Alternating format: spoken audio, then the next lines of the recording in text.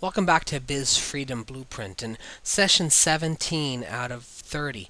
And thank you for joining us for the last 2.5 weeks. But what we're going to talk about today is we're talking about closer customer relationships in this section. And today is on the power of membership. And membership doesn't always have to be a paid membership, but it's an advanced way to set up that customer relationship. Because what we want to talk about is, and you'll notice the same picture here, is why do we want to look at developing membership? Well, we're looking at developing a loyal fan base. And if you take a look at what's similar between religion and patriotism and Alcoholics Anonymous and even the people's communities, as well as what they want to do is foster a feeling of belonging. So if you take a look at people from Southern California, I'll say that they're from SoCal. It's their feeling of belonging to that region. Or from California, or from the U.S., they're known for being very, very patriotic. People who are Christians, I'm sure that you might have had somebody go door to door for yourself to be able to spread the word.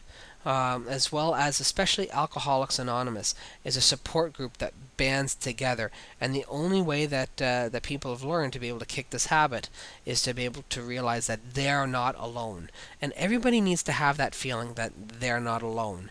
And that was one of the biggest things that when I was running fitness centers and martial arts schools that I wanted to be able to create, is that feeling that they're part of something bigger than themselves. Now, how are you able to foster this feeling of belonging, which is so important in your business today?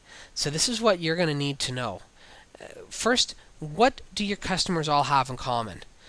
Okay, now are you dealing with a specific group? For Alcoholics Anonymous, it's very easy. What they have in common is that they're all alcoholics. They all drink too much. Or Narcotics Anonymous, they all have an addiction. For the fitness centers, we started out by having a general fitness population, and if somebody came in who was looking at being a bodybuilder, well, we'd want to introduce them to other bodybuilders and create that feeling of community. If it was for ladies who were insecure about exercising because they wanted to lose weight, but they weren't looking for an environment that was almost like a meat market, or they wanted to feel safe and secure, we introduced ladies only sections and aerobics classes. For seniors who wanted to be involved, we'd introduce them to other seniors and create a specific circuit training, which was going to be fitness without a lot of the additional pressure.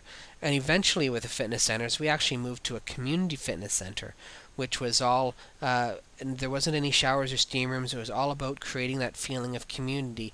That this was only for the people in that community, and it was quick.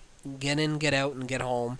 But you're able to socialize with some of your neighbors and friends in the area, and be in that comfortable environment. And to keep it small, so that there was a limited membership. There wasn't a whole 30,000 people. So that was some different strategies we took to create that feeling of commonness in the fitness centers. What do your customers have in common that you can be able to start banding them together and creating that feeling of belonging? Even if it's just they all have the desire to share the same information, or to learn the same thing that you can provide them, or that they're feeling like they can look up to you, and that you have their best interest, and they want to keep hearing your information.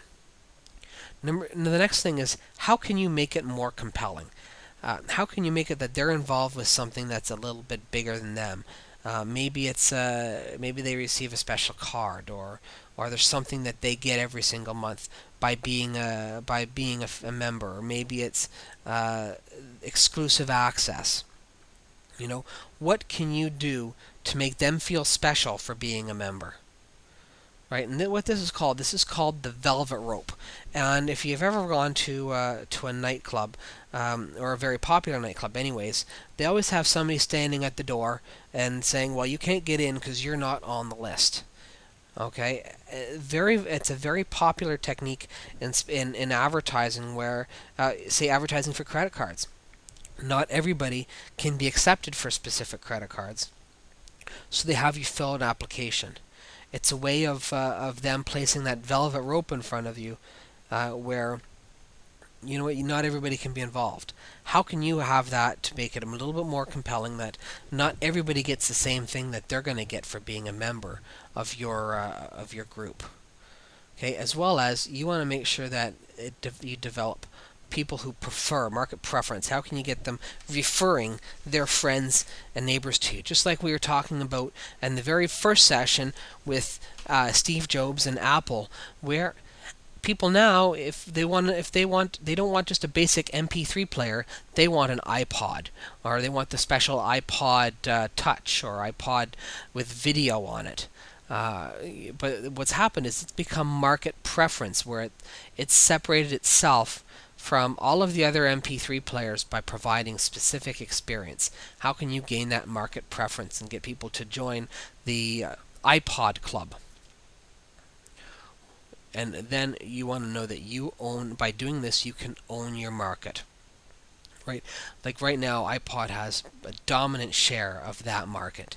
How can you make sure you have a dominant share of your market by providing the one access that not everybody else, that pretty much none of your competitors are doing? Okay, now this is the end of our section on closer relationships. For more information on this topic, on building memberships, go and order the advanced DVDs right now at bizfreedomblueprint.com. Information in the advanced section includes the 6 steps to maximum membership benefits. Thank you, and we'll see you tomorrow.